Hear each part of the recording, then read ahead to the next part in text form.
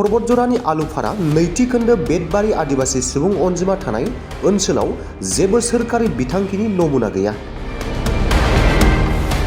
गोथार लोंग्रा दै जगायनाय बिथांखि गैया, लामाफोर गैया, मोजां सोलोंथाइनि जौगानाय गैया।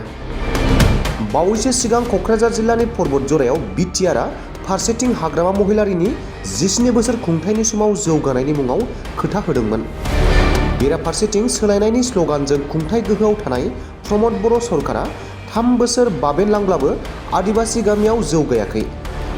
पर्बतजरा बेदबारि गामि ओनसोलाव गैया जेबो सोरखारनि नमुना। बेल' नङा, गोथार दै लोंनायनि जेंना, लोगोसे गैया लामा सामा, गैया मोजां सोलोंथाइनि थासारि।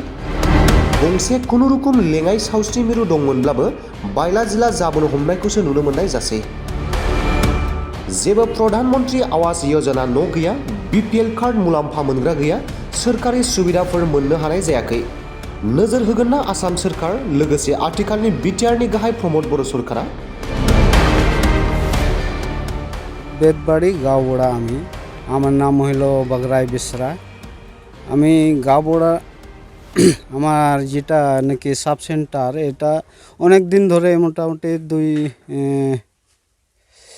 2014 মধ্যে এটা সাব সেন্টারটা বানাইছে কিন্তু আজ পর্যন্ত ডাক্তার বা নার্স বা আমার সুবিধা কিবা এটা দেখে নাই সরকার, খালি বানাই থইছে। কিন্তু আমার এই এরিয়ার মধ্যে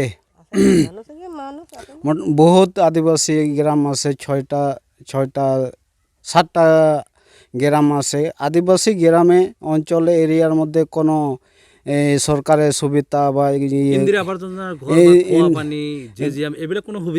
না না না একো পাওয়া নাই।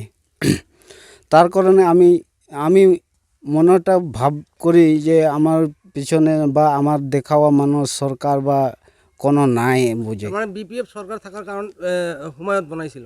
হ্যাঁ হুমায়ত বানাইছে, কিন্তু খালি দেখাওয়া মাত্র, কোনো সুবিধা এর ভিতরে হয় নাই আর কি।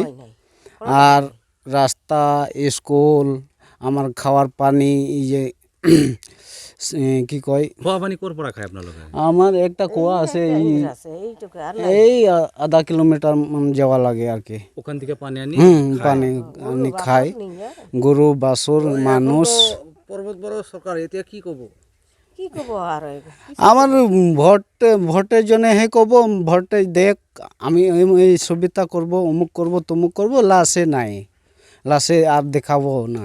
মানে আপনি কই আছে যে পর্বত বড় সরকার বেকার কই? আমার এই যে 2014 থেকে এই যে কিবা আমার আদিবাসী মানুষ বলে কিবা সুবিধা পাইছে, একো পাওয়া নাই। কোনো উন্নয়নমূলক কাম আপোনালোকৰ এই আদিবাসী অঞ্চলত নাইবা ৰাস্তা, নাইবা স্কুল, বা নাইবা ঘৰ দুৱাৰ, নাইবা খাওয়ার পানি, নাইবা সাব সেন্টার, এই যে ডাক্তার সুবিধা কোনো পাওয়া নাই এতিয়ালৈকে। क'क्राझार सहरनि रायजो राजाफोरनि थाखाय गोजोनथाव खौरां।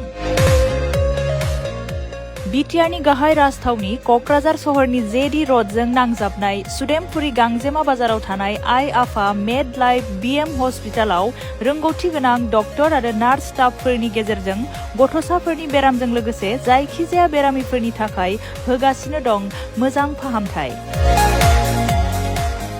बे हस्पिटालाव नोंथांमोनहा गोबां फाहामथाय खाबुफोर मोननो हागोन। 24/7 emergency service, laboratory, pharmacy, paediatrics, medicine, gynaecology, dental, urology, dental x-ray, play area, x-ray, sonography, OT, ICU, NICU, PICU नि खाबुफोरखौ मोननो हागोन।